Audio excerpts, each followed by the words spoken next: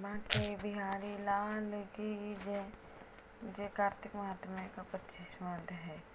तीर्थ में दान और व्रत आदि सत्कर्म करने से मनुष्य के पाप नष्ट हो जाते हैं, परंतु जो लोग देह में शरीर में हैं, अतः उन कर्मों को करने की अधिकारिणी नहीं है। इसलिए मैंने जन्म से लेकर अब तक जो कार्तिक का व्रत किया है, उसके पुण्य का आधा भाग मैं तुझे देता हूँ, तो उसी से सद्गति को प्राप्त हो जा।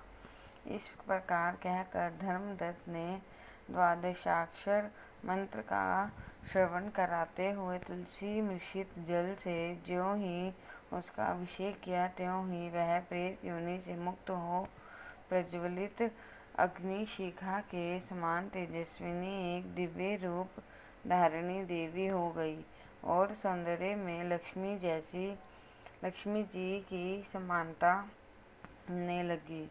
तदनंतर उसने भूमि पर दंड की भांति गिरकर ब्राह्मण देवता को प्रणाम किया और हर्षित होकर गदगद वाणी में कहा, हे द्विज श्रेष्ठ, आपके प्रसाद से आज मैं इस नरक से छुटकारा पा गई। मैं तो पाप के समुद्र में डूब रही थी और आप मेरे लिए नौका के समान हो गए। वह इस प्रकार ब्राह्मण से कह रही थी कि आकाश से एक दिव्य विमान उतरा दिखाई दिया।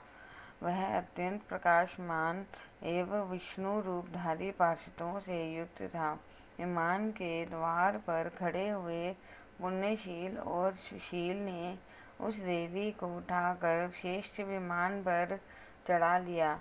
तब धर्मदत्त ने बड़े आश्चर्य के साथ उस विमान को देखा और विष्णु रूपधारी पार्षदों को देखकर साष्टांग प्रणाम किया।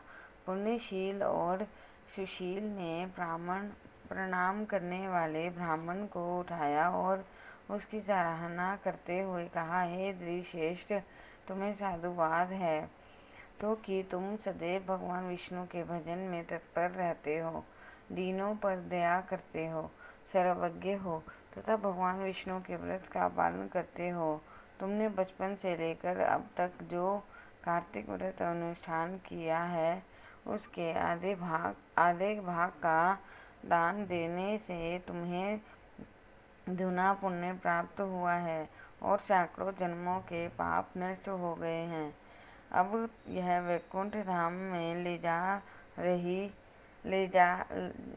रही है। तुम भी इस जन्म के अंत में अपनी दोनों स्त्रियों के साथ भगवान विष्णु के वैकुंठ धाम में जाओगे और मुक्ति प्राप्त करोगे। धर्मदत्त, जिन्होंने तुम्हारे समान भक्ति पूर्वक भगवान विष्णु की आराधना की है, वे धन्य और कृत्य है।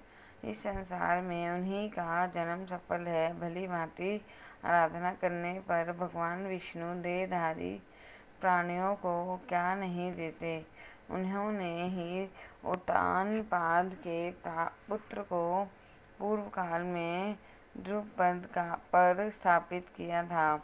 उनके नामों का स्मरण करने मात्र से समस्त जीव सद्गति को प्राप्त होते हैं।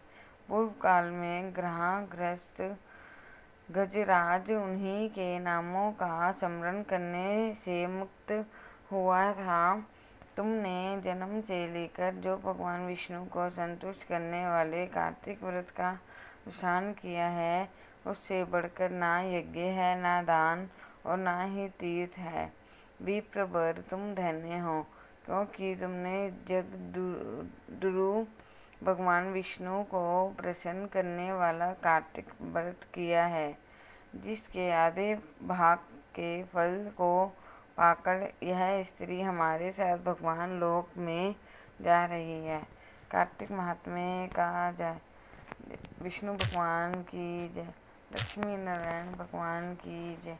श्रीमन नारायण नारायण हरि हरि, लक्ष्मी नारायण नारायण हरि हरि, तेरी लीला सबसे न्यारी न्यारी, हरि हरि हरि हरि।